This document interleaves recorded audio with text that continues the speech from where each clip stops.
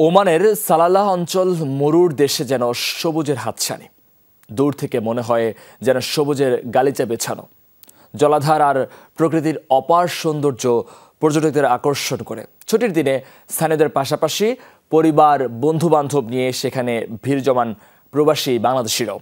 Oman থেকে সহকর্মী মোহাম্মদ রফিকুল্লাহর পাঠানো তথ্যচিত্রে ডেস্ক রিপোর্ট।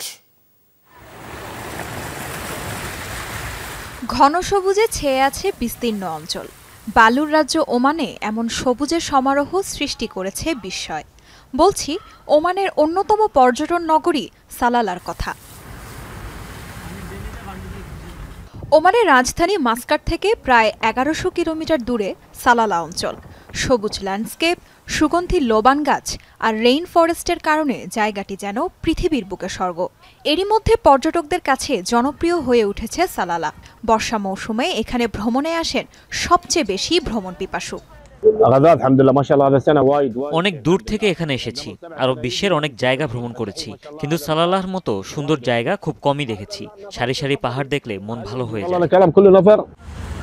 স্থানীয়দের পাশাপাশি প্রাকৃতিক সৌন্দর্য মণ্ডিত সালালাতে ঘুরতে যান বহু প্রবাসী বাংলাদেশীও। সালালা বিভিন্ন টুরিস্ট জোন আছে যেগুলো দেখার মতো, সবগুলো আমরা দেখছি, এগুলো অনেক ভালো লাগছে। অনেক সুন্দর একটা জায়গা, আল্লাহর রহমত। এখানে আছে আলহামদুলিল্লাহ, অনেক ভালো লাগতেছে আমার। এটা হচ্ছে ওমান সালালা। আমরা আছি মস্কেট। তো মস্কেট তো এখন অনেক গরম তাপমাত্রা।